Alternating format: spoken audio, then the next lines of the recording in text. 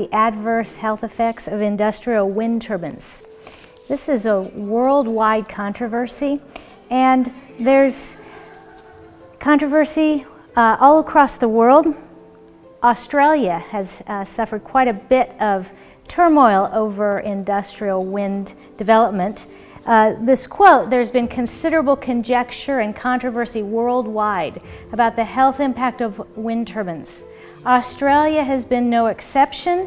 Here, as in many other countries, there's a clear disconnect between the official position that wind turbines cause no harm to human health, and on the other hand, the strong and continuing empirical, biological, and anecdotal evidence of many people living in proximity to turbines suffering from similar physiological symptoms and distress." Note I said physiological, not psychological. What are the most common adverse health effects? Loss of sleep and headaches. Also frequently reported are motion sickness, nausea, dizziness, head pressure, posterior head pain, balance disorder, cognitive clouding, and pressure in the chest, not to mention shadow flicker, the loss of bat population, which eats disease-carrying mosquitoes, and not to mention the heavy electromagnetic fields. Now, what is the major cause of these adverse health effects?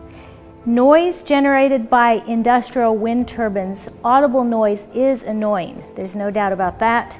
But infrasound, the low frequency noise that's inaudible, generated by industrial wind turbines, appears to be the real culprit. It's the noise beyond the audible threshold of human hearing.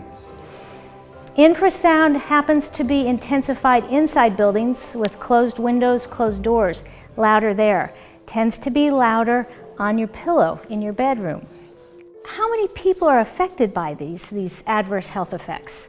Well, according to Paul Schomer, PhD in acoustics, Professor Emeritus, he says we don't know the true number of people affected because those receiving money from the wind farm typically have in their contract a prohibition on speaking out or talking or taking part in any action in opposition to the wind farm. So in other words, if you have received money from the wind farm, you have signed away your right to speak out against the wind farm. Nina Pierpont, in her study, came across trouble with people suffering adverse health effects who couldn't speak out because they had signed contracts and were at threat of lawsuit.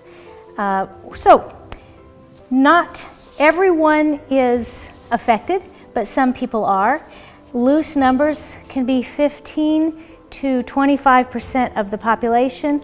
One specialist even says that up to 30% of the population can be affected. Well, what can we do? We can ensure that the turbines are not placed close to residences.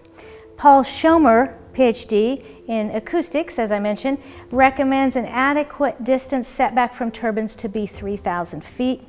Alex Salt, PhD, recommends 1.24 miles. David Lawrence, MD, recommends 4 up to 6 miles that a house should be from a turbine.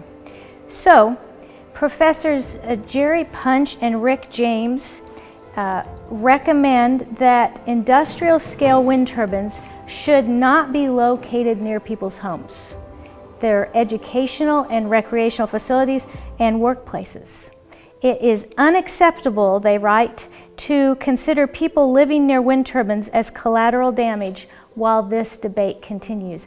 And they are co-authors of reviewing a 4-decade study of infrasound and low frequency noise on health. So the issue at hand seems to be that it does affect a percentage of the population living near wind turbines, and to solve that, there needs to be a greater distance between residences and wind turbines.